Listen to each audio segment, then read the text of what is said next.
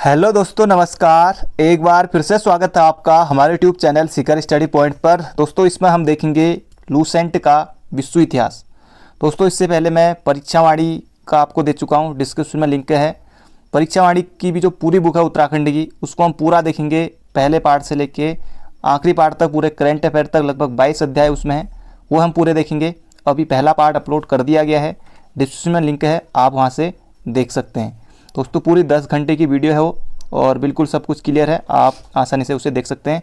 और ये भी दोस्तों, मैंने फ़ोन से ये लूसेंट की मैं इसके लिए नई बुक लाया, क्योंकि जो इससे पहले मेरे पास बुक थी तो पुराना एडिशन था और उसमें लिखा हुआ भी था। तो ये मैं नई बुक लाया और फिर ये देखिए बिल्कुल क्लियर है, और फ़ोटो भी जूम करने के बावजूद भी बिल्कुल साफ़ है। तो बिल्कुल इसका प्रिंट भी साफ़ रहेगा। तो आइए पहले देखते हैं, विश्व इतिहास में शुरू करते हैं। मुझे नहीं पता दोस्तों लेकिन वीडियो कितनी लंबी बनेगी, लेकिन हम एक ही पार्ट में इसको पूरा देखेंगे। और जब भी आपका मन करे, लगभग 1 से 1.5 घंटे के बीच में लगभग 60 से लेकर 90 मिनट की वीडियो बन सकती है। ज़्यादा नहीं है लेकिन कम ही है। तो आप वीडियो को अंत तक जरूर देखिएगा। एक बार मन ना हो तो आप लाइक करके सेव करके रख सकते हैं, और इसमें लाइक भी आपको ज़रूर करना है, हो सके तो शेयर ज़रूर करेगा। जो लोगों के पास बुक नहीं है, जिन लोगों को पढ़ने का टाइम नहीं मिल पाता है, या जॉब करते हैं, या कहीं आप चलते चलते इसको देख सकते हैं, या आप खाना बना रहे हैं, या कुछ भी आप काम कर रहे हैं तब भी आप, या घर का काम भी कर रहे हैं, कुछ भी कर रहे हैं तब भी आप इसको सुन सकते हैं। पूरी लूसेंट है, ऐसा बिल्कुल नहीं लगेगा कि आपका कुछ समय बर्बाद हो रहा है। और बिल्कुल बुक ही है, पूरी परीक्षा नहीं, ये तो लूसेंट है, बाकी परीक्षावाणी मैंने दी हुई है। एक एक लाइन में इसमें पढ़ूंगा, और जैसे ही बुक में दिया हुआ है, और बिल्कुल प्रिंट भी ठीक है, तो आप आसानी से देख भी सकते हैं। तो शुरू करते हैं। इसमें जो लाइक का टारगेट है वो है दोस्तों 1000 लाइक का टारगेट है, इससे आप जरूर पूरा कर दीजिएगा, और सभी लोग अपनी तरफ से करते रहेंगे तो ज़रूर टारगेट भी पूरा हो जाएगा। तो शुरू करते हैं। यह है विश्व इतिहास, और जो पहला है एक्सरसाइज वह है पुनर्जागरण। तो पुनर्जागरण का प्रारंभ इटली के फ्लोरेंस नगर से माना जाता है। पुनर्जागरण का प्रारंभ इटली के फ्लोरेंस नगर से माना जाता है। इटली के महान कवि दांते 1260 से 1321 को, मतलब इतने तक 1260 से 1321 तक को पुनर्जागरण का अग्रदूत माना जाता है। इटली के जो महान कवि हैं दांते, उनको पुनर्जागरण का अग्रदूत माना जाता है। इनका जन्म फ्लोरेंस नगर में हुआ था। दांते ने प्राचीन लैटिन भाषा को छोड़कर तत्कालीन इटली की बोलचाल की भाषा टस्कन में डिवाइन कॉमेडी नामक काव्य को लिखा, यानी कि डिवाइन काव्य नामक इनकी रचना है। तो ये आपको रखना है, किसकी है? दांते की है। टस्कन भाषा में डिवाइन कॉमेडी नामक काव्य इन्होंने लिखा है। तो एक एक लाइन में पढ़ते रहूँगा। इसमें दांते ने स्वर्ग और नर्क की एक काल्पनिक यात्रा का वर्णन किया है। दांते के बाद पुनर्जागरण की भावना का प्रथम श्रेय देने वाला दूसरा व्यक्ति पेट्रोक था, और पेट्रोक 1304 से लेकर 1367 तक था। और यहाँ पर लिखा है कि जैसे पुनर्जागरण की भावना का प्रश्रय देने वाला दूसरा जो था, ये था कौन? पेट्रोक। तो ये भी आपको बिल्कुल याद रखना है। एक बार में याद नहीं होगा, आप पढ़ते चलेंगे तो आपको याद होता चलेगा। पहले था दांते, दूसरा है पेट्रोक। अगला है पेट्रोक को मानववाद का संस्थापक माना जाता है। किसको माना जाता है? सीधे सीधे एग्जाम में बन सकता है। पेट्रोक को मानववाद का संस्थापक माना जाता है। वह इटली का निवासी था। इटालियन गद्दी का जनक कहानीकार बोकेशियो 1313 से 1375 तक, पर ये तो नहीं आएगा, लेकिन ये इटालियन गद्दी का जनक कहानीकार बोकेशियो को माना जाता है। ये आ सकता है, बोकेशियो को माना जाता है। कहानीकार बोकेशियो की डेकामेरॉन प्रसिद्ध पुस्तक है। बोकेशियो की डेकामेरॉन प्रसिद्ध पुस्तक है। आधुनिक विश्व का प्रथम राजनीतिक चिंतक फ्लोरेंस निवासी मैकियावेली को माना जाता है। ये बहुत ज़्यादा इंपॉर्टेंट है, मैकियावेली। यहाँ से एग्जाम में निश्चित रूप से प्रश्न देखने को मिलता है। मैकियावेली 1469 से 1567 तक को माना जाता है। मैकियावेली की प्रसिद्ध पुस्तक द प्रिंस है, एग्जाम में आता है। मैकियावेली की प्रसिद्ध पुस्तक द प्रिंस है, जो राज्य का एक नवीन चित्र प्रस्तुत करती है। आधुनिक राजनीतिक दर्शन का जनक मैकियावेली को कहा जाता है। आधुनिक राजनीतिक दर्शन का जनक मैकियावेली को कहा जाता है। पुनर्जागरण की भावना पूर्ण अभिव्यक्ति इटली के 3 कलाकारों की कृतियों में मिलती है। ये कलाकार थे Leonardo da Vinci, Michael Angelo और राफेल। तो अब दोस्तों मैं एक ही बार पढ़ूंगा, क्योंकि फिर और भी ज़्यादा वीडियो लंबी बन जाएगी, तो आप बार बार इसे देख लीजिएगा। लियोनार्दो दा विंची एक बहुमुखी प्रतिभा संपन्न व्यक्ति था। वह चित्रकार, मूर्तिकार, इंजीनियर, वैज्ञानिक, दार्शनिक, कवि, गायक था, यानी कि अद्भुत प्रतिभा का धनी था, क्योंकि बहुत सारे गुण हैं, यहाँ पर लिखा भी है, बहुमुखी प्रतिभा संपन्न व्यक्ति। Leonardo da Vinci the last सपर और मोनालिसा, ये एग्जाम में आता है, नामक अमर चित्रों के रचयिता होने के कारण प्रसिद्ध है। Mona Lisa, the last supper. Michelangelo भी एक अद्भुत मूर्तिकार एवं चित्रकार था। द लास्ट जजमेंट एवं the fall of man Michelangelo की कृतियां हैं। आगे है, सिरतान के गिरजाघर की छत में एंजेलो के द्वारा ही चित्र बनाए गए हैं।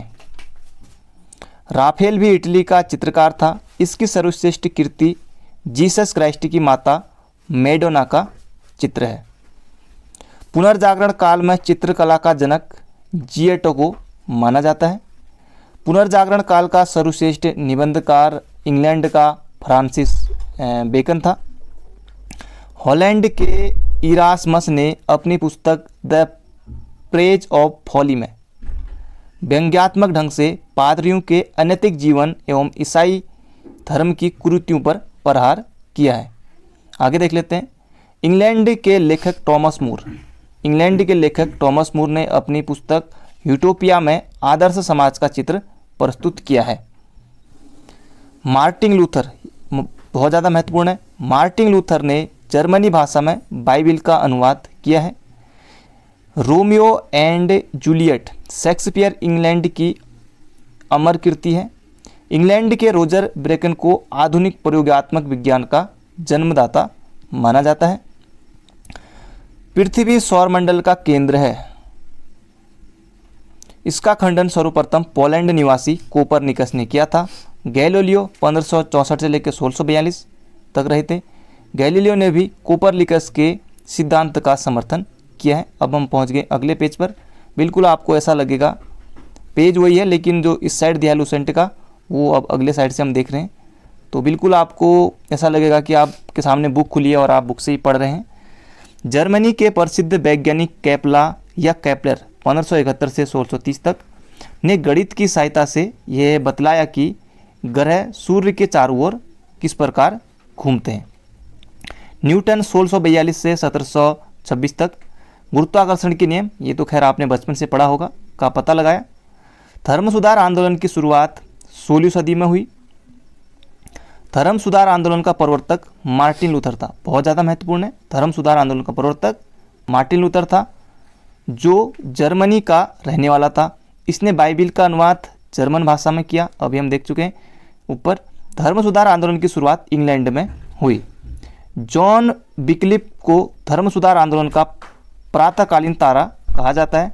इसके अनुयायी लोलाडर्स कहलाते थे। आगे बढ़ते हैं। अमेरिका की खोज क्रिस्टोफर कोलंबस ने की। अमेरिकी वेस्पुसी इटली के नाम पर अमेरिका का नाम अमेरिका पड़ा। प्रशांत महासागर का नामकरण स्पेन निवासी मैगलन ने किया। समुद्री मार्ग से संपूर्ण विश्व का चक्कर लगाने वाला प्रथम व्यक्ति यही मैगलन था, जिसने प्रशांत महासागर का नामकरण ये स्पेन निवासी मैगलन ने किया, और समुद्री मार्ग से संपूर्ण विश्व का चक्कर लगाने वाला भी यही था। अब हम अगली एक्सरसाइज देख लेते हैं। यह अमेरिका का स्वतंत्रता संग्राम। अमेरिका में ब्रिटिश औपनिवेशिक साम्राज्य की नींव जेम्स प्रथम के शासनकाल में डाली गई। अमेरिकी स्वतंत्रता संग्राम के दौरान इंग्लैंड का शासक जॉर्ज तृतीय था। रेड इंडियन अमेरिका के मूल निवासी थे। रेड इंडियन आता भी एग्जाम में। अमेरिका को पूर्ण स्वतंत्रता 4 जुलाई 1776 को मिली। ये भी सीधे सीधे आता है एग्जाम में, 4 जुलाई 1776 को मिली। अमेरिका स्वतंत्रता की घोषणा नैसर्गिक अधिकार नेचुरल राइट के सिद्धांतों पर आधारित थी। अमेरिका का स्वतंत्रता युद्ध 1783 ईस्वी में पेरिस की संधि के तहत समाप्त हुआ। इस संधि के अनुसार ब्रिटेन ने उत्तरी अमेरिका के 13 अंग्रेजी उपनिवेशों की स्वतंत्रता स्वीकार कर ली। अमेरिका के स्वतंत्रता संग्राम में लफायते के नेतृत्व में फ्रांसीसी सेना ने इंग्लैंड के विरुद्ध भाग लिया था। अब हम आगे देख लेते हैं। सप्तवर्षीय युद्ध में इंग्लैंड की काफ़ी आर्थिक क्षति हुई थी। इस क्षतिपूर्ति हेतु तत्कालीन प्रधानमंत्री ग्रेनुले ने 1765 में स्टाम्प एक्ट पारित किया, जिसके अनुसार सभी अदालती कागजों, अखबारों आदि पर 20 शिलिंग स्टाम्प लगाना अनिवार्य था। 1767 में ब्रिटिश संसद ने कागज, सीसा, चाय एवं रोगन जैसे उपभोक्ता वस्तुओं पर भी कर लगाया। उपनिवेश वासियों ने इन करों का व्यापक विरोध किया था। सैमुअल एडम्स ने प्रतिनिधित्व नहीं तो कर का नारा दिया। प्रतिनिधित्व नहीं तो कर का नारा इन्होंने दिया था, सैमुअल्स एडम्स ने। अगला है नोट, यहाँ पर दिया हुआ नोट में, सप्तवर्षीय युद्ध इंग्लैंड एवं फ्रांस में 1756 से 1763 के बीच हुआ था। सप्तवर्षीय युद्ध इंग्लैंड एवं फ्रांस में 1756 से 1763 के बीच हुआ था। अगला देख लेते हैं आगे। स्वतंत्रता आंदोलन के दौरान उपनिवेश वासियों ने स्वाधीनता के पुत्र एवं स्वाधीनता की पुत्रियां नामक संस्थाएं बनाई, जो ब्रिटिश सरकार की कार्रवाइयों का विरोध करती थी। 1776 में टॉमस पेन की लघु पत्रिका कॉमन सेंस प्रकाशित हुई। इसमें अत्यंत प्रभावशाली एवं उत्तेजक शैली में स्वतंत्रता की आवश्यकता पर बल दिया। टॉमस पेन ने राइट्स ऑफ मैन की रचना की। अगला देख लेते हैं यहाँ पर। अमेरिकी स्वतंत्रता संग्राम का नायक जॉर्ज वाशिंगटन थे, जो बाद में अमेरिका के प्रथम राष्ट्रपति बने। तो अमेरिका के प्रथम राष्ट्रपति भी जॉर्ज वाशिंगटन थे। अमेरिकी स्वतंत्रता संग्राम का तात्कालिक कारण बोस्टन की चाय पार्टी थी। बोस्टन की चाय पार्टी थी, जो 16 दिसंबर 1773 को हुई थी। इसी घटना से अमेरिका का स्वतंत्रता संग्राम प्रारंभ हुआ। इस घटना का नायक सैमुअल एडम्स था। अभी हम सैमुअल एडम्स के बारे में ऊपर भी देख चुके हैं।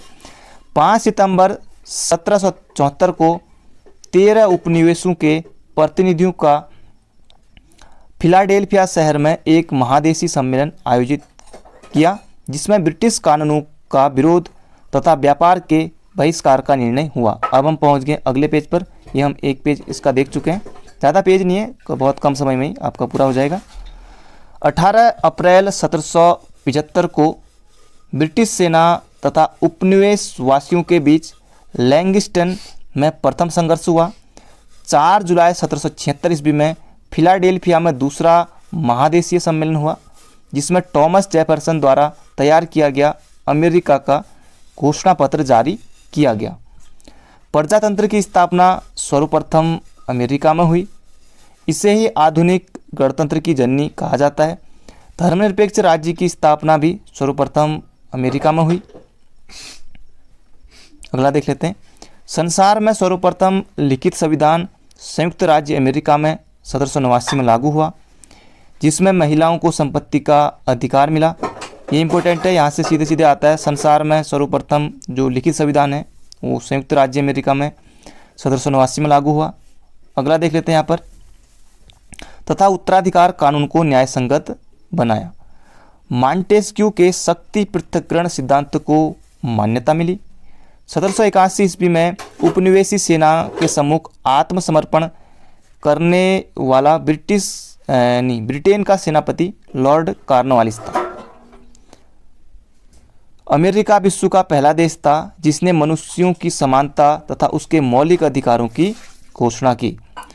अमेरिका में दासों के आयात को 1808 ईस्वी में अवैध घोषित किया गया। अब्राहम लिंकन अमेरिका के राष्ट्रपति 1860 में हुए। अमेरिका में गृह युद्ध की शुरुआत 12 अप्रैल 1861 ईस्वी में दक्षिण एवं उत्तरी राज्यों के बीच हुई। दक्षिणी राज्य दासता के समर्थक एवं उत्तरी राज्य उसके विरोधी थे। अमेरिकी गृह युद्ध की शुरुआत दक्षिणी कैरोलिना में राज्य से हुई थी। इसी युद्ध के फलस्वरूप ही दास प्रथा का अंत हुआ था। 1 जनवरी 1863 को अब्राहम लिंकन ने दास प्रथा का उन्मूलन किया। प्रजातंत्र का जनता के द्वारा जनता के लिए शासन ही प्रजातंत्र की यह परिभाषा अब्राहम लिंकन ने दी थी। बहुत बार आयोग यहाँ से प्रश्न पूछ चुका है, ये लाइन पूरी आती है। प्रजातंत्र का जनता के द्वारा और जनता के लिए शासन है। ये परिभाषा लिंकन ने दी थी।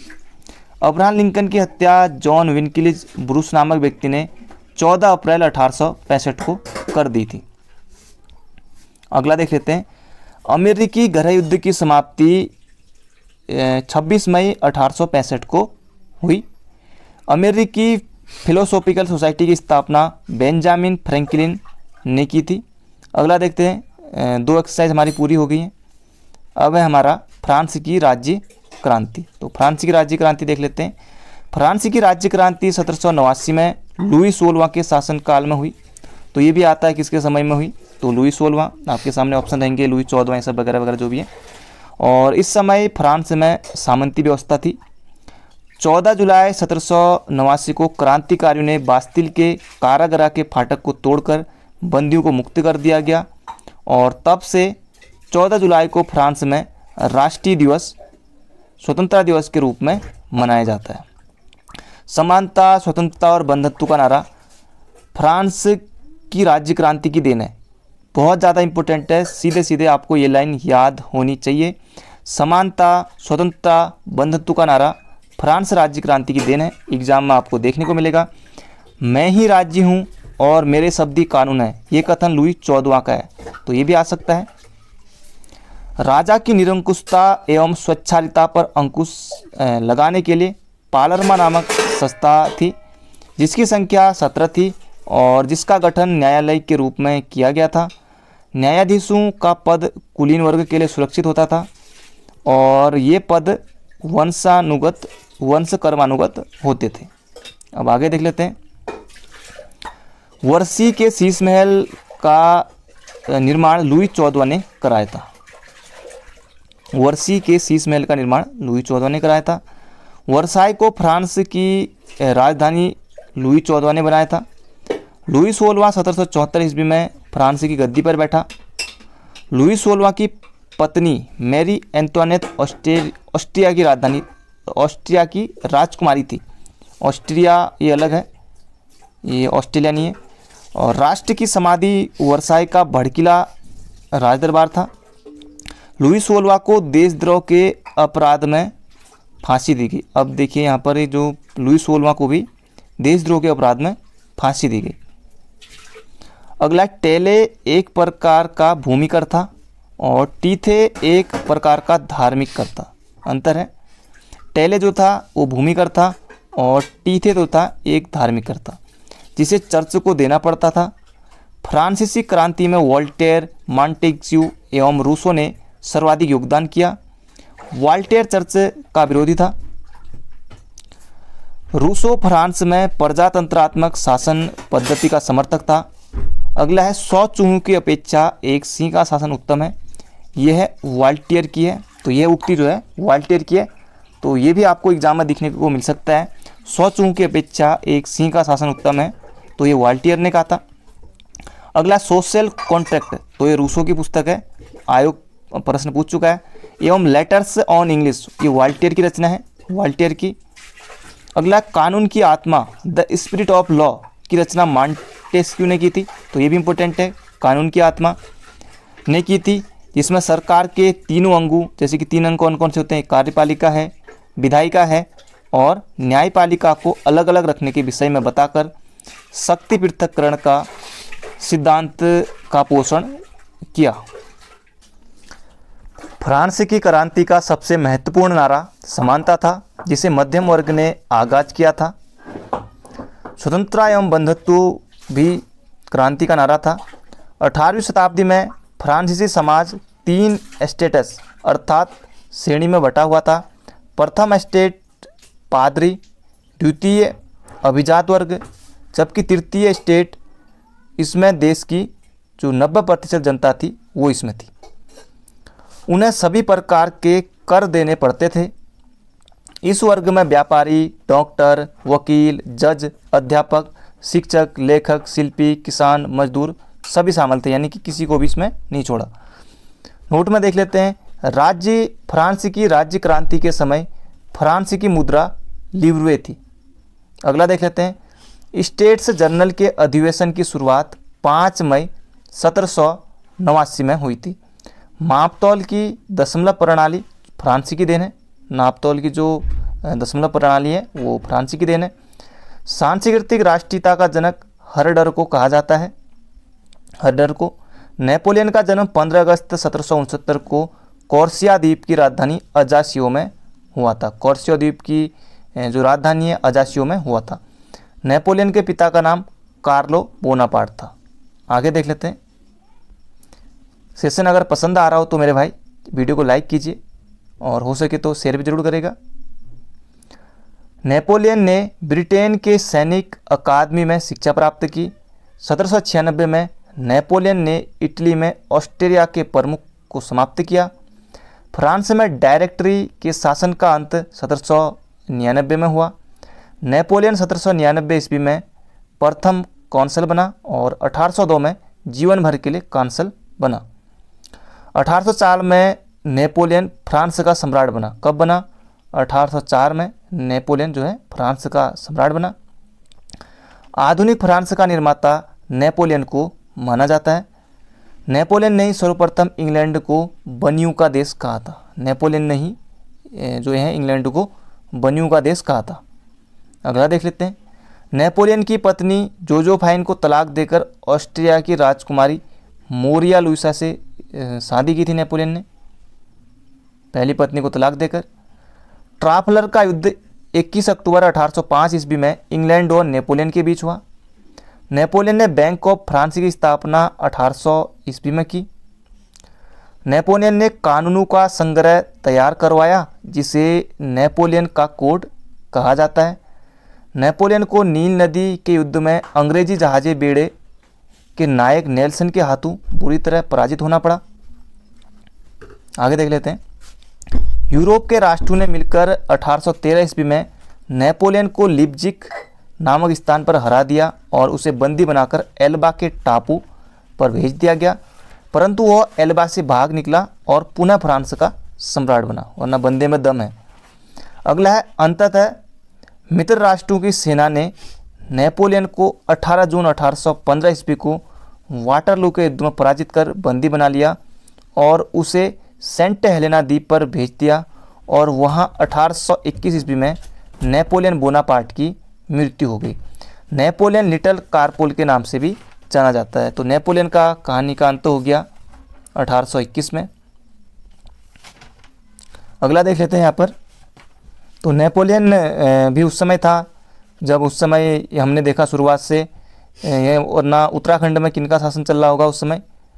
अंग्रेजी थे, फिर उसके बाद सुदर्शन था आगे थे, जैसे 1815 के बाद से, फिर 1821 में, तो 1815 में है 18 जून को। अगला देख लेते हैं यहाँ पर। नेपोलियन के पतन का कारण था उसका रूस पर आक्रमण करना, और यहाँ पर है इंग्लैंड के वाणिज्यिक एवं व्यापार का बहिष्कार करने के लिए नेपोलियन ने महाद्वीपीय व्यवस्था का सूत्रपात किया था। वीना कांग्रेस समझौता के तहत यूरोप के राष्ट्रों ने 1815 में कांग्रेस के प्रभुत्व को समाप्त किया। इसके बाद हम अगली एक्सरसाइज देखेंगे। आगे है एक्सरसाइज नंबर 4, इटली का एकीकरण। 19वीं सदी के पूर्वार्ध में इटली में 13 राज्य थे। इटली के एकीकरण का जनक जोसेफ मेजनी को माना जाता है। महत्वपूर्ण है, इटली के एकीकरण का जनक जोसेफ मेजनी को माना जाता है। मेजनी का जन्म जिनेवा में हुआ था। जिनेवा वही जहाँ बहुत सारे संगठन आपको मिलेंगे। आगे देखते हैं यहाँ पर। इटली के एकीकरण में सबसे बड़ा बाधक ऑस्ट्रिया था। इटली के एकीकरण में सार्डिनिया पीडमोंट ने राज्य ने अगुवाई की थी। इटली की समस्या को काउंट काउर ने अंतर्राष्ट्रीय समस्या बना दिया था।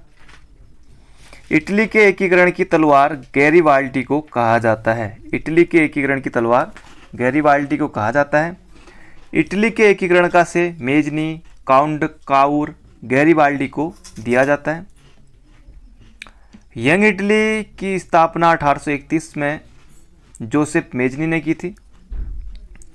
गैरीबाल्डी लाल कुर्ती नाम के संगठन नहीं, गैरीबाल्डी लाल कुर्ती नाम से सेना का संगठन किया था गैरीबाल्डी ने। कार्बोनरी सोसाइटी का संस्थापक गिवर्टी था। विक्टर एमुलियन सार्डिनिया का शासक था। आगे देखते हैं यहाँ पर, इटली के एकीकरण की शुरुआत लोम्बार्डी और सार्डिनिया राज्यों के मेल से हुई। इटली राष्ट्र का जन्म 2 अप्रैल 1860 को माना जाता है। 1871 में रोम को संयुक्त इटली की राजधानी घोषित किया गया। आगे है यहाँ पर, यदि समाज में क्रांति लानी हो तो क्रांति का नेतृत्व नवयुवकों के हाथ में दे दो। यह जो कथन है यह है जोसेफ मेजनी का।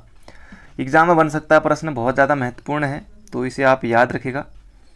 यदि समाज में क्रांति लानी हो तो क्रांति का नेतृत्व नवयुवकों के हाथ में दे दो, ये कहा था जोसेफ मेजनी ने। आगे देखते हैं, इटली का एकीकरण 1871 में काउंट काउर ने किया।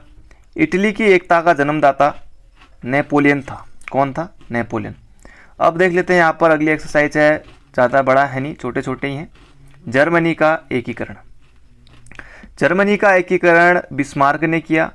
बिस्मार्क पर्सा के शासक विलियम प्रथम का प्रधानमंत्री बना था। जर्मनी का सबसे शक्तिशाली जो राज्य था वो पर्सा था। बिस्मार्क जर्मनी का एकीकरण पर्सा के नेतृत्व में चाहता था। विलियम को जर्मन संघ के राष्ट्र का ताज 8 फरवरी 1871 ईस्वी को में पहनाया गया था। 1871 में बिस्मार्क को सबसे अधिक जो भय था, जो उसको डर था, वो था फ्रांस से। जर्मनी में राष्ट्रीयता का संदेश वाहक नेपोलियन बोनापार्ट को माना जाता है। जर्मनी के आर्थिक राष्ट्रवाद का पिता फ्रेडरिक लिस्ट को माना जाता है। फ्रेडरिक लिस्ट को माना जाता है। जर्मनी राष्ट्रीय सभा को डाइट के नाम से जाना जाता था। यह फ्रैंकफर्ट में होती थी। 1815 से 1850 के बीच जर्मन साम्राज्य का ऑस्ट्रिया पर आधिपत्य था। ऑस्ट्रिया का चांसलर मेटरनिक था। एकीकृत जर्मन राष्ट्र के निर्माण में राके, बोमर, लसर इत्यादि दार्शनिकों ने महत्वपूर्ण भूमिका निभाई थी। फ्रैंकफर्ट संविधान सभा का गठन मई 1848 ईस्वी में किया गया। विलियम प्रथम के शासनकाल में पर्सा का रक्षा मंत्री वान रून एवं सेनापति वान माल्टेक था।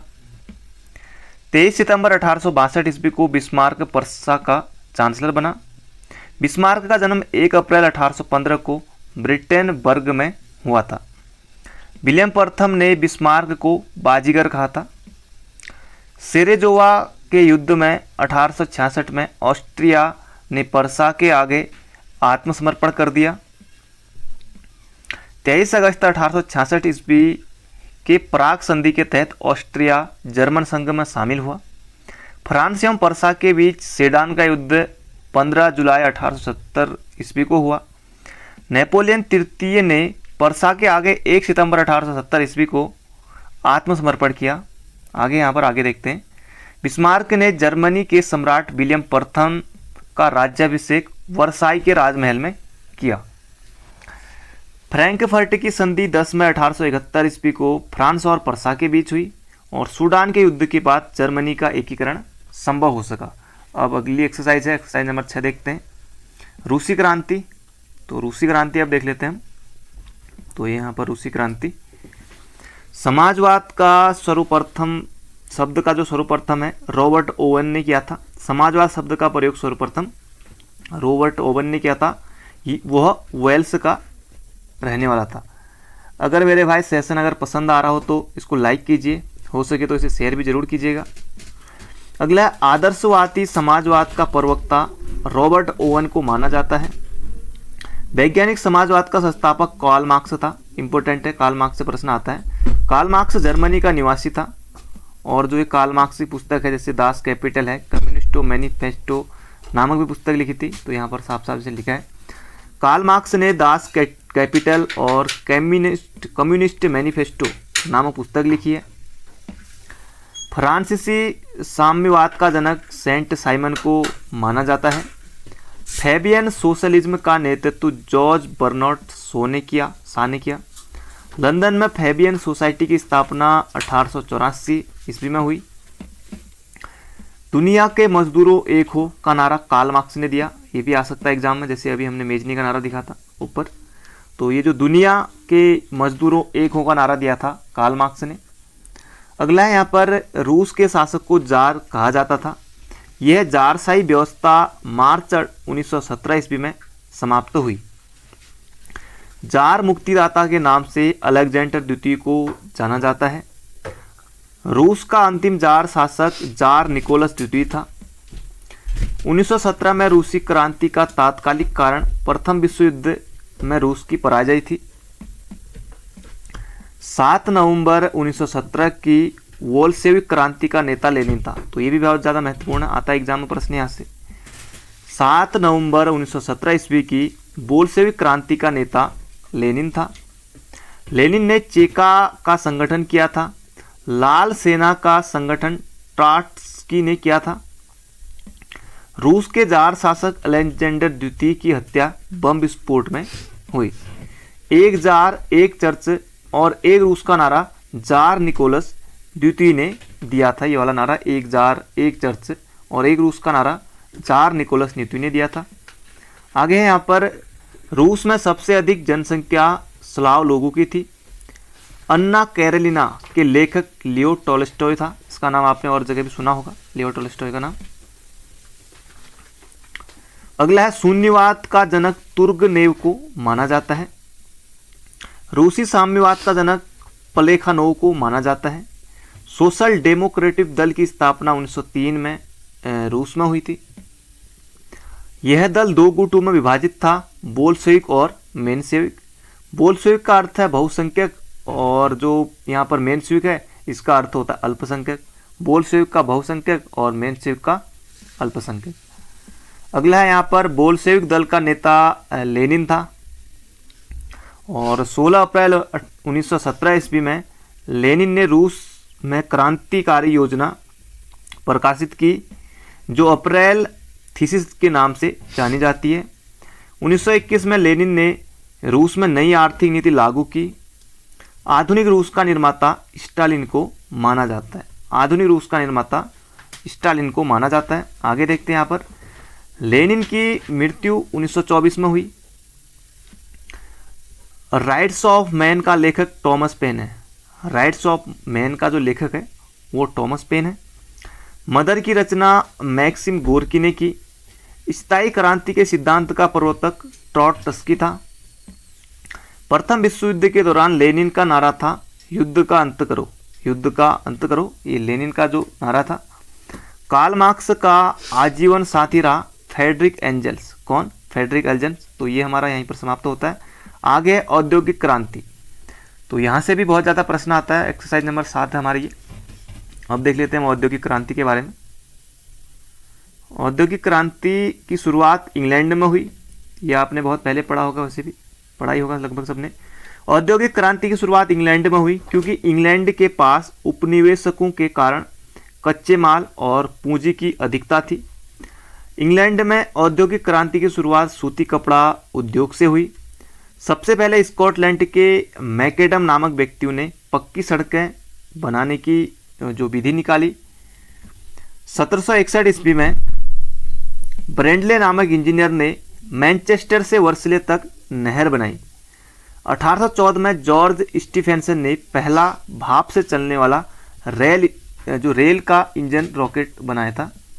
जॉर्ज स्टीफेंसन ने 1814 में। औद्योगिक क्रांति की दौड़ में जर्मनी इंग्लैंड का प्रतिद्वंदी था। औद्योगिक क्रांति की दौड़ में जो जर्मनी था वो इंग्लैंड का प्रतिद्वंदी था।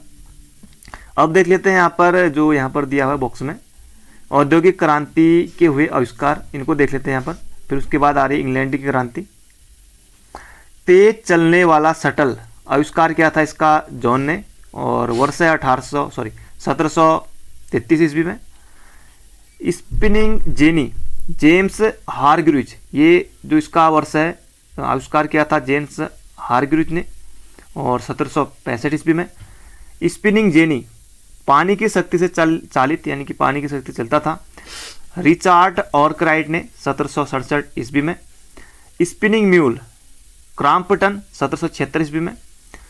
घोड़ा द्वारा चलाया जाने वाला करघा कार्टराइट ने किया था इसका आविष्कार। सन का कोई उल्लेख नहीं है यहाँ पर। सेफ्टी लैंप हम्फ्री डेवी ने 1815 ईस्वी में। आगे देख लेते हैं। अब है इंग्लैंड की क्रांति। अभी हमने देख लिया यहाँ पर औद्योगिक क्रांति। अब हम देखेंगे यहाँ पर इंग्लैंड की क्रांति, जो अगला हमारा एक्सरसाइज है। तो एक्सरसाइज 8 है। इंग्लैंड में गृह युद्ध चार्ल्स प्रथम के शासनकाल में 1642 ईस्वी में हुआ। इंग्लैंड में गौरवपूर्ण क्रांति 1688 में हुई। उस समय इंग्लैंड का शासक जेम्स द्वितीय था। अगला है सप्तवर्षीय युद्ध इंग्लैंड एवं फ्रांस के बीच 1765 से लेकर 1756 से लेकर 1763 में हुआ था। तो मैंने थोड़ा गलत पढ़ दिया था। सप्तवर्षीय युद्ध इंग्लैंड एवं फ्रांस के बीच 1756 से लेकर 1763 में हुआ था। गुलाबों का युद्ध जो हुआ था, ये कहाँ हुआ था? तो ये हुआ था इंग्लैंड में, गुलाबों का युद्ध। इंग्लैंड के सामंतों ने राजा जॉन को 1815 ईस्वी में एक अधिकार पत्र पर हस्ताक्षर करने को मजबूर किया। इस अधिकार पत्र को मैग्ना कार्टा कहा जाता है। यह सर्वधारण के अधिकार का घोषणा पत्र है। ट्यूडर वंश के शक्तिशाली राजाओं के शासनकाल में उनके संसद हाटों की कठपुतली बनी रही। एलिजाबेथ प्रथम का संबंध ट्यूडर वंश से था। इंग्लैंड में गृह युद्ध 7 वर्षों तक चला। इंग्लैंड के राजा चार्ल्स प्रथम को फांसी की सजा दी गई। अब देखो यहाँ पर राजा को भी फांसी की सजा दी गई। गृह युद्ध के दौरान राजा के समर्थकों को कैविलियर कहा गया था और संसद के समर्थकों को राउंड हेड्स कहा गया था। अब अगला एक्सरसाइज नंबर है एक्सरसाइज 9, इसको देख लेते हैं। अब है यहाँ पर प्रथम विश्व युद्ध। तो यहाँ से भी प्रश्न आता ही है। प्रथम विश्व युद्ध की शुरुआत हुई थी 28 जुलाई 1914 को। बहुत कम लोगों को, ज़्यादातर 1914 लोगों ने रटा है। तो यहाँ पर डेट दी हुई है 28 जुलाई 1914 को। ऑस्ट्रिया द्वारा सर्बिया पर आक्रमण किए जाने के साथ हुई। यह 4 वर्षों तक चला और इसमें जो है 37 देशों ने इसमें भाग लिया था। प्रथम विश्व युद्ध में 37 देशों ने भाग लिया था और 28 जुलाई 1914 को ऑस्ट्रिया द्वारा सर्बिया पर आक्रमण किए जाने के साथ ये हुई थी। अगला है प्रथम विश्व युद्ध का तात्कालिक कारण। ऑस्ट्रिया के राजकुमार आर्कड्यूक फर्डिनेंड की बोस्निया की राजधानी सराजेवो में 28 जून 1914 को जो हत्या की गई थी उसके इसलिए हुई थी। और प्रथम विश्व युद्ध में संपूर्ण विश्व 2 खेमों में बढ़ गया था, एक तो मित्र राष्ट्र और एक ध्रुवी राष्ट्र। अब यहाँ से आता है कि प्रश्न, जो मित्र राष्ट्र है इस साइड से कौन थे, ध्रुवी राष्ट्र से कौन थे? तो जल्दी से इन्हें भी देख लेते हैं। ध्रुवी राष्ट्रों का नेतृत्व किसने किया था? तो जर्मनी ने किया था। इसमें शामिल अन्य देश कौन से थे ध्रुवी राष्ट्र में? ऑस्ट्रिया था, हंगरी था, तुर्की है और बुल्गारिया और इटली। तो ये तो थे कौन से? ध्रुवी राष्ट्र में। अब देख लेते हैं यहाँ पर मित्र राष्ट्रों में इंग्लैंड हो गया, जापान है, संयुक्त राज्य अमेरिका है, रूस है और फ्रांस है। अगला है गुप्त संधियों की प्रणाली एवं यूरोप में गुटबंदी का जनक जर्मनी के चांसलर बिस्मार्क को माना जाता है। ऑस्ट्रिया, जर्मनी एवं इटली के बीच त्रिगुट का निर्माण 1882 ईस्वी में हुआ। त्रिगुट का सदस्य होने के बावजूद इटली कुछ समय तक तटस्थ रहा और अंततः वह 26 अप्रैल 1915 को ऑस्ट्रिया, हंगरी और जर्मनी के खिलाफ युद्ध में शामिल हुआ। सर्बिया की गुप्त क्रांतिकारी संस्था थी काला हाथ। रूस जापान युद्ध 1904-05 का अंत अमेरिकी राष्ट्रपति रूजवेल्ट की मध्यस्थता से हुआ। अगला मोरक्को संकट 1906 में पैदा हुई। प्रथम विश्व युद्ध के दौरान जर्मनी ने रूस पर आक्रमण 1 अगस्त 1914 जर्मनी ने जो रूस पर आक्रमण किया था वो किया था 1 अगस्त 1914 में, एवं फ्रांस पर आक्रमण 3 अगस्त 1914 में किया। 4 अगस्त 1914 को इंग्लैंड प्रथम विश्व युद्ध में शामिल हुआ। इंग्लैंड कब शामिल हुआ? तो 4 अगस्त को। 26 अप्रैल 1915 को इटली मित्र राष्ट्र की ओर से प्रथम विश्व युद्ध में शामिल हुआ। इटली जो है जो मित्र राष्ट्र की ओर से युद्ध में शामिल हुआ। प्रथम विश्व युद्ध के समय अमेरिका का राष्ट्रपति वुडरो विल्सन था। कौन था? वुडरो विल्सन था। अमेरिका 6 अप्रैल 1917 ईस्वी को प्रथम विश्व युद्ध में शामिल हुआ। कब? 6 अप्रैल 1917 को अमेरिका प्रथम विश्व युद्ध में शामिल हुआ और अमेरिका मित्र राष्ट्र में था, अभी हमने देखा ही था। जर्मनी के यू बोट द्वारा इंग्लैंड के लूसितानिया नामक जहाज को डुबाने के बाद अमेरिका प्रथम विश्व युद्ध में शामिल हुआ, क्योंकि उस जहाज में मरने वाले 1153 व्यक्तियों में 128 व्यक्ति वो अमेरिका के थे। जुलाई 1918 में ब्रिटेन, फ्रांस, अमेरिका ने संयुक्त सैनिक अभियान आरंभ किया और जर्मनी तथा उसके सहयोगी देशों की हार होने लगी। सितंबर 1918 में बुल्गारिया, अक्टूबर 1918 में तुर्की, 3 नवंबर 1918 को ऑस्ट्रेलिया तथा हंगरी के सम्राट ने आत्मसमर्पण कर दिया। तो इन्होंने आत्मसमर्पण कर दिया था। जर्मन सम्राट कैंसर विलियम द्वितीय ने 10 नवंबर 1918 ईस्वी को अपने पद से इस्तीफा दे दिया और हॉलैंड भाग गया।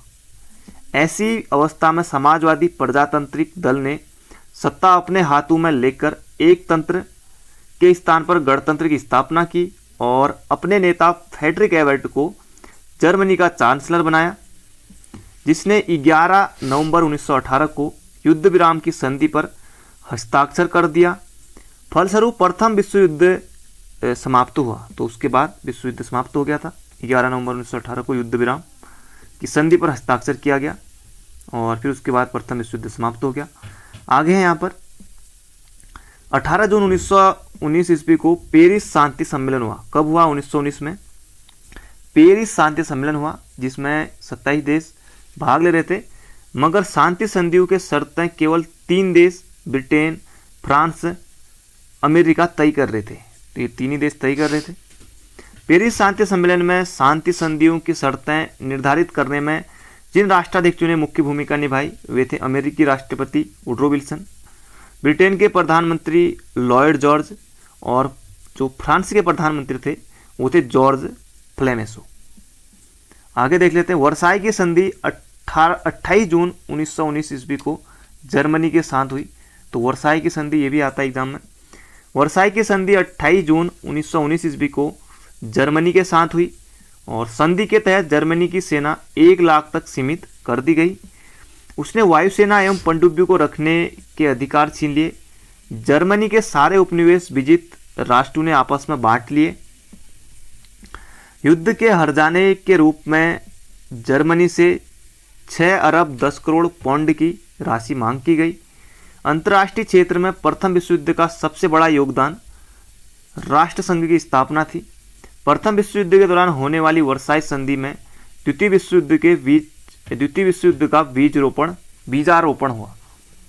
प्रथम विश्व युद्ध के दौरान होने वाली वर्साई की संधि में द्वितीय विश्व युद्ध का बीजारोपण हुआ। अभी हम उसके बारे में भी देखेंगे, द्वितीय विश्व युद्ध के बारे में। यहाँ पर देख लेते हैं चीनी क्रांति। चीनी क्रांति अगला एक्सरसाइज 10 है हमारा। मंचू राजवंश का पतन 1911 में हुआ। 1911 ईस्वी में चीनी क्रांति का जनक सनायत सेन था। कौन था? सनायत सेन था, आता एग्जाम में। 1905 ईस्वी में सनायत सेन ने तुंगमेंग दल की स्थापना की, जिसका उद्देश्य चीन के मंचू वंश के शासन को समाप्त करना था। क्रांतिकारियों ने 29 दिसंबर 1911 में सनायत सेन को अपनी सरकार का अध्यक्ष चुना। कोविनेट लीग सोसाइटी का संस्थापक सनायत सेन था। कौन था? तो सनायत सेन था। 1911 की क्रांति के बाद चीन ने गणतंत्र शासन पद्धति की स्थापना हुई। युवान सील सिंह काय के समर्थन में सनायत सेन ने अपना नेतृत्व वापस ले लिया। 1912 में सनायत सेन ने कुओमिंतांग पार्टी की स्थापना की। ये पार्टी भी आती है, कुओमिंतांग पार्टी की स्थापना की सनायत सेन ने 1912 में। इस पार्टी के पुनर्गठन के लिए सेन ने माइकल बोरोदिन को आमंत्रित किया।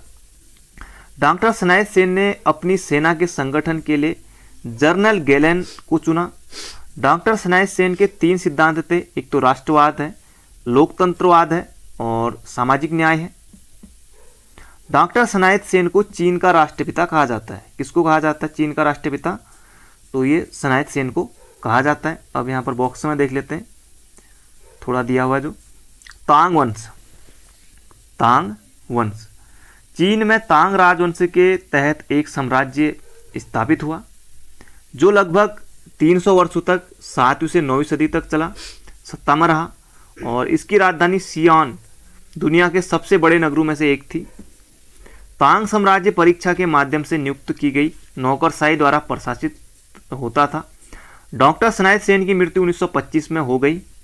डॉक्टर सनायत सेन की मृत्यु के बाद चियांग काई शेक ने 1926 ईस्वी में कुओमिंतांग पार्टी का नेतृत्व संभाला था, च्वांग काई शेक ने। और अगला है 1927 में कुओमिंतांग पार्टी से साम्यवादी लोग अलग हुए। चीन में गृह युद्ध 1928 में शुरू हुआ। कब हुआ? तो 1928 में शुरू हुआ। 1925 में हुआन के विशाल किसान आंदोलन का नेतृत्व माओ त्से-तुंग ने किया। अब माओ त्से-तुंग की एंट्री होगी यहाँ पर। माओ त्से-तुंग का जन्म 1893 में हुनान में हुआ था। कहाँ हुआ था? हुनान में। च्वांग काई शेक ने केंद्रीय सरकार की सत्ता नॉनकिंग में संभाली। माओ त्से-तुंग का जन्म हुनान में हुआ था। ये थोड़ा यहाँ पर फिर से आ गया। च्वांग काई शेक ने केंद्र सरकार की सत्ता नॉनकिंग में संभाली। अगला यहाँ पर च्वांग काई शेक ने अपनी सरकार की स्थापना फार्मोसा में की। कहाँ की? तो फार्मोसा में की। साम्यवादियों के दमन करने के लिए च्वांग काई शेक ने बलूसर्ट आतंकवादी दल का गठन किया। माओ त्से-तुंग के नेतृत्व में 1 अक्टूबर 1949 ईस्वी में जनवादी गणराज्य की स्थापना चीन में की गई। चीनी साम्यवादी गणतंत्र का प्रथम अध्यक्ष माओ त्से-तुंग था। चीनी जनवादी गणराज्य का प्रथम प्रधानमंत्री चाउ एन लाई था। चीन के जनवादी गणराज्य की राजधानी हुनान में ही माओ त्से-तुंग का जन्म भी हुआ था। खुले द्वार की नीति चीन में अपनाई गई थी। चीन के द्वार खोलने का श्रेय ब्रिटेन को जाता है। खुले द्वार की नीति का प्रतिपादक जॉन हे था। चीन एशिया का मरीज के नाम से जाना गया। चीन की कम्युनिस्ट पार्टी की स्थापना 1921 में हुई थी। कब हुई थी? तो चीन की जो कम्युनिस्ट पार्टी है उसकी स्थापना हुई थी 1921 में। अगला एक्सरसाइज है तुर्की। अब हम तुर्की के बारे में ज़्यादा नहीं है दोस्तों, बहुत जल्दी ख़त्म हो जाएगा। तुर्की है। तुर्की को यूरोप का मरीज कहा जाता है। पान इस्माइलिज्म का नारा अब्दुल हमीद द्वितीय ने दिया था। युवा तुर्क आंदोलन की शुरुआत अब्दुल हमीद द्वितीय के शासनकाल में 1908 में हुई। प्रथम विश्व युद्ध के बाद तुर्की के साथ भीषण अपमानजनक संधि सेब्र की संधि 10 अगस्त 1920 को हुई। मुस्तफ़ा कमाल पाशा ने इसे मानने से इनकार कर दिया। अगला देख लेते हैं यहाँ पर। आधुनिक तुर्की का निर्माता मुस्तफ़ा कमाल पाशा को माना जाता है। इसे अतातुर्क या तुर्की का पिता के उपनाम से भी जाना जाता है। मुस्तफ़ा कमाल पाशा का औपचारिक जन्म तिथि 19 मई 1881 में सेलेनिका में हुआ था। इसके पिता का नाम अली रजा था। तुर्की में एकता और प्रगति समिति का गठन 1889 ईस्वी में हुआ था। प्रारंभ में कमाल पाशा एकता और प्रगति समिति के प्रभाव में आया। एक सेनापति के रूप में कमाल पाशा ने गल्लीपोती युद्ध में शानदार सफलता हासिल की। इसके बाद 1919 ईस्वी में कमाल पाशा ने सैनिक पद से इस्तीफा दे दिया। 1919 के अखिल तुर्क कांग्रेस के प्रथम अधिवेशन की अध्यक्षता मुस्तफ़ा कमाल पाशा ने की। 1923 में तुर्की एवं यूनान के बीच लोजान की संधि हुई। 23 अक्टूबर 1923 को तुर्की को गणतंत्र की घोषणा हुई। 23 अक्टूबर 1930 को तुर्की गणतंत्र की घोषणा हुई। कमाल पाशा ने तुर्की में 3 मार्च 1924 ईस्वी को खिलाफत समाप्त कर दिया। 20 अप्रैल 1924 ईस्वी को तुर्की में नए संविधान की घोषणा हुई। तुर्की के नए गणतंत्र का राष्ट्रपति मुस्तफ़ा कमाल पाशा हुआ। कौन हुआ? मुस्तफ़ा कमाल पाशा। रिपब्लिकन पीपुल्स पार्टी का संस्थापक मुस्तफ़ा कमाल पाशा था। मुस्तफ़ा कमाल पाशा द्वारा किए गए महत्वपूर्ण कार्य निम्न हैं। अब महत्वपूर्ण कार्य देख लेते हैं इनके द्वारा जो किए गए हैं। 1932 में तुर्की भाषा परिषद की स्थापना की। अगला है 1933 में तुर्की में प्रथम पंचवर्षीय योजना का लागू होना, 1924 ईस्वी में तुर्की को धर्मनिरपेक्ष राज्य की घोषणा की, इस्तांबुल में एक मेडिकल कॉलेज की स्थापना, ग्रेगोरियन कैलेंडर का प्रचलन 26 दिसंबर 1925 ईस्वी से लागू। इस्तांबुल का पुराना नाम कुस्तुनतुनिया था। क्या था? कुस्तुनतुनिया था। 25 नवंबर 1925 ईस्वी को तुर्की में टोपी और औरतों को बुर्का पहनने पर कानूनी प्रतिबंध लगाया गया। 1925 में लगाया गया था। कमाल पाशा की मृत्यु 1938 में हो गई। अगला एक्सरसाइज है जर्मनी में नाजीवाद का उदय। अब देख लेते हैं, ज़्यादा नहीं है, अब थोड़ा ही है। जर्मनी में नाजीवाद का उदय, तो इसे भी देख लेते हैं। जर्मनी में नाजी दल का उत्थान हिटलर के, महत्वपूर्ण है, हिटलर के नेतृत्व में हुआ। हिटलर का जन्म 20 अप्रैल 1889 ईस्वी को ऑस्ट्रेलिया के बुर्ना नामक शहर में हुआ। हिटलर बचपन में चित्रकार बनना चाहता था। प्रथम विश्व युद्ध 1914 से 18 में हिटलर जर्मनी की तरफ से लड़ा था। जब प्रथम विश्व युद्ध हुआ था 1914 से 1918 में, हिटलर उसमें जर्मनी की तरफ से लड़ा था और युद्ध में अभूतपूर्व वीरता के लिए उसे आयरन क्रॉस प्राप्त हुआ। युद्ध के बाद हिटलर जर्मन वर्कर्स पार्टी का सदस्य बना। 1920 ईस्वी में इस पार्टी का नाम बदलकर national socialist German workers party रखा गया। National socialist German workers party रखा गया। धीरे धीरे हिटलर इसका फ्यूहरर नेता बन गया, इनकी फ्यूहरर नेता बन गया। आगे देख लेते हैं। 1923 में हिटलर लुडेनडार्ग के साथ मिलकर वाइमर गणतंत्र के खिलाफ विद्रोह कर दिया। विद्रोह असफल हुआ। हिटलर को बंदी बना लिया गया। जेल में ही हिटलर ने अपनी प्रसिद्ध आत्मकथा मीन कैंप की रचना की। ये भी आता है एग्जाम में कि मीन कैंप किसकी आत्मकथा है, आता है एग्जाम में, तो हिटलर की है।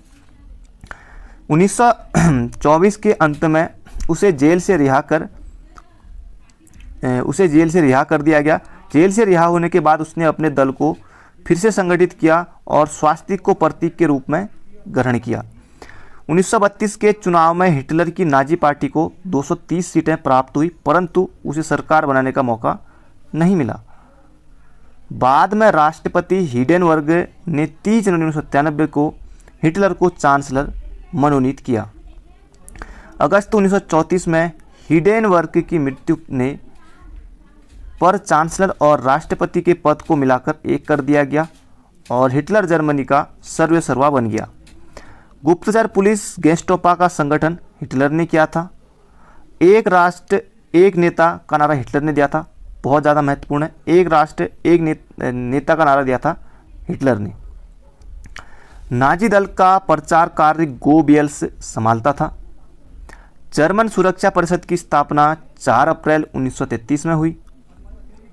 हिटलर ने 16 मार्च 1935 ईस्वी में जर्मनी में पुनः शस्त्रीकरण की घोषणा की।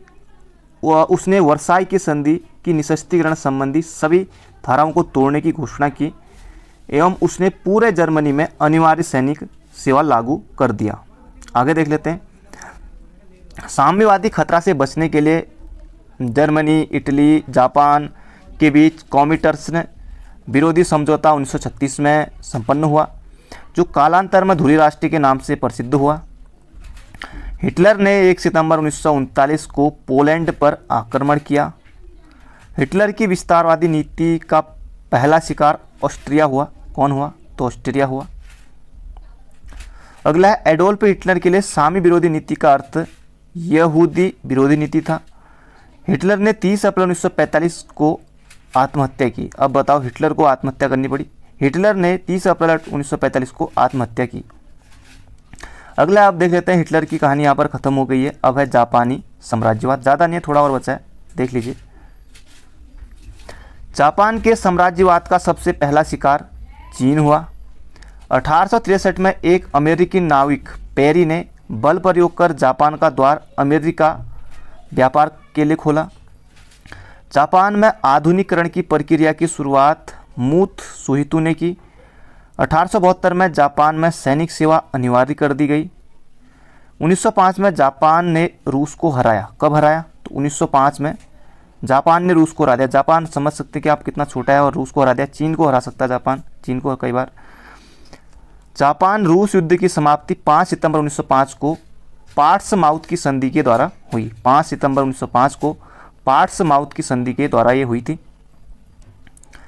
जापान ने 1931 में अपनी साम्राज्यवादी आकांक्षाओं की पूर्ति के लिए मंचूरिया पर आक्रमण किया। 20 मार्च 1933 को जापान ने राष्ट्रसंघ की सदस्यता त्याग दी। पीत आतंक से जापान को संबोधित किया जाता था। द्वितीय विश्व युद्ध में जापान ने धुरी राष्ट्र का साथ दिया था। किसने दिया? द्वितीय विश्व युद्ध में जापान ने धुरी राष्ट्र का साथ दिया था। अमेरिका ने जापान पर पहला अणु बम 6 अगस्त, ये तो खैर बहुत बार आता है, बहुत लोगों को याद होगा। अमेरिका ने जापान पर पहला अणु बम 6 अगस्त 1945 को हिरोशिमा पर गिराया था। और अगला, हिरोशिमा और नागासाकी पर अणु बम गिराए जाने के कारण जापान ने द्वितीय विश्व युद्ध में आत्मसमर्पण कर दिया था। अब हम द्वितीय विश्व युद्ध देखेंगे यहाँ पर। तो हिरोशिमा पर जापान ने जो पहला अणु बम गिराया था वो गिराया था 6 अगस्त 1945 को अमेरिका ने। अब देख लेते हैं यहाँ पर द्वितीय विश्व युद्ध के बारे में। 1 सितंबर 1939 को जर्मनी ने पोलैंड पर आक्रमण किया। कब? 1 सितंबर 1939 को जर्मनी ने पोलैंड पर आक्रमण किया। इसके 2 दिन बाद फ्रांस एवं ब्रिटेन ने जर्मनी के विरुद्ध युद्ध की घोषणा की और इसी के साथ द्वितीय विश्व युद्ध की शुरुआत हुई। यह 6 वर्षों तक लड़ा गया। इसका अंत 2 सितंबर 1945 को हुआ। इसमें 61 देशों ने भाग लिया था। इसमें द्वितीय विश्व युद्ध में 61 देशों ने भाग लिया था। ये भी आता है एग्जाम में। आगे देखते हैं यहाँ पर। द्वितीय विश्व युद्ध का तात्कालिक कारण जर्मनी का पोलैंड पर आक्रमण था। ये भी आता है। द्वितीय विश्व युद्ध का जो तात्कालिक कारण था वो जर्मनी का पोलैंड पर आक्रमण था।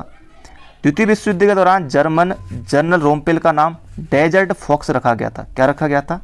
तो डेजर्ट फॉक्स रखा गया था। म्यूनिक पैक्ट सितंबर 1938 ईस्वी में संपन्न हुआ।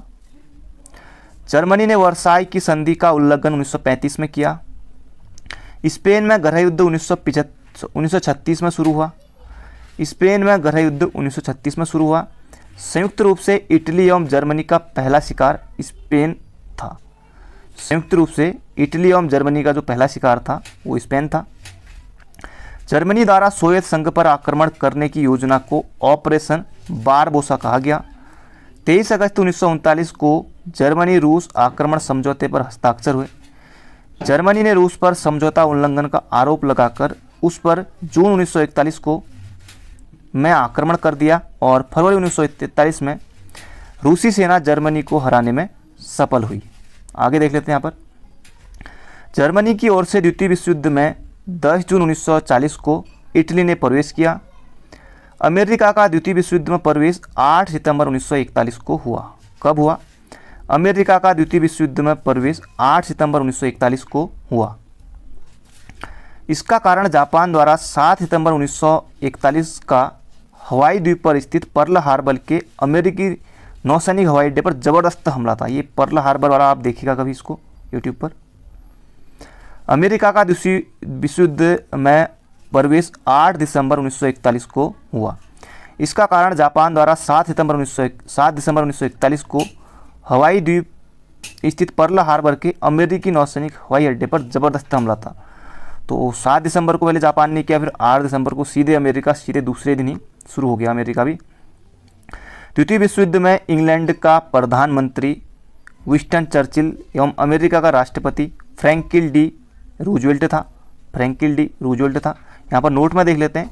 रूजवेल्ट राष्ट्रपति पद के लिए 4 बार चुने गए और 1939, 1933 से 1935 तक इस पद पर रहे। अभी आप देखते हैं कि वर्तमान में जो 2 ही बार बन सकते हैं राष्ट्रपति उधर, वे अमेरिका के पहले राष्ट्रपति थे जिन्होंने 2 से ज़्यादा बार इस पद की शोभा बढ़ाई। इनका संबंध डेमोक्रेटिक पार्टी से था। अगला, इंग्लैंड की शानदार अलगाववादी नीति का विचारक सेली सेवरी था। वर्साई की संधि को आरोपित संधि के नाम से जाना जाता है। द्वितीय विश्व युद्ध में जर्मनी की पराजय का श्रेय रूस को दिया जाता है। मित्र राष्ट्रों के सामूहिक प्रयासों से 6 जून 1944 को जर्मन सेना परास्त हो गई और 7 मई 1945 को इसने आत्मसमर्पण कर दिया। आगे देख लेते हैं। द्वितीय विश्व युद्ध के दौरान अमेरिका ने 6 अगस्त 1945 को जापान पर अणु बम का प्रयोग किया। द्वितीय विश्व युद्ध में अमेरिका ने 6 अगस्त 1945 को जापान पर अणुबम का प्रयोग किया। इस युद्ध में मित्र राष्ट्रों द्वारा पराजित होने वाला अंतिम देश जापानी था। कौन था अंतिम देश मित्र राष्ट्रों द्वारा पराजित होने वाला? ये था जापानी था। अब यहाँ पर देख लेते हैं, अमेरिका ने 6 अगस्त 1945 को हिरोशिमा पर लिटिल बॉय, अभी हमने ऊपर भी देखा था पर बम नहीं आया था उसमें, ये सिर्फ डेट पड़ी थी कि 6 अगस्त 1945 को हिरोशिमा पर लिटिल बॉय, और लिटिल बॉय में यूरेनियम 235 तथा 9 अगस्त 1945 को नागासाकी पर फैटमैन प्लेटूनियम 235 नामक एटम बम गिराया था। यूरोप में द्वितीय विश्व युद्ध का अंत 8 मई 1945 को तब हुआ जब जर्मनी ने बिना शर्त आत्मसमर्पण कर दिया। यूरोप में द्वितीय विश्व युद्ध का अंत 8 मई 1945 को तब हुआ जब जर्मनी ने बिना शर्त आत्मसमर्पण कर दिया। 15 अगस्त 1945 को, ज़्यादा नहीं है मेरे भाई, इतना ही लास्ट है। 15 अगस्त 1945 को एशिया में भी दूसरा विश्व युद्ध समाप्त हो गया जब जापानी साम्राज्य ने आत्मसमर्पण करना स्वीकार कर लिया। इस घोषणा पर 2 सितंबर 1945 को येदो की खाड़ी स्थित अमेरिकी युद्धपोत मिस्रो पर मित्र राष्ट्रों के सर्वोच्च सेनापति मैक आर्थर के समक्ष जापान ने हस्ताक्षर किए। जापानी प्रधानमंत्री एडमिरल सुजुकी ने त्यागपत्र दे दिया। जापान के जो प्रधानमंत्री थे एडमिरल सुजुकी ने उन्हें त्यागपत्र दे दिया।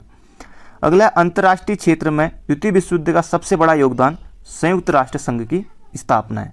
अब जिन जिन लोगों ने इस वीडियो को अंत तक जरूर देखा है तो आप संयुक्त राष्ट्र संघ की स्थापना जरूर बता दीजिएगा, ताकि मुझे भी पता लगे कि किन किन लोगों ने वीडियो को अंत तक जरूर देखा है।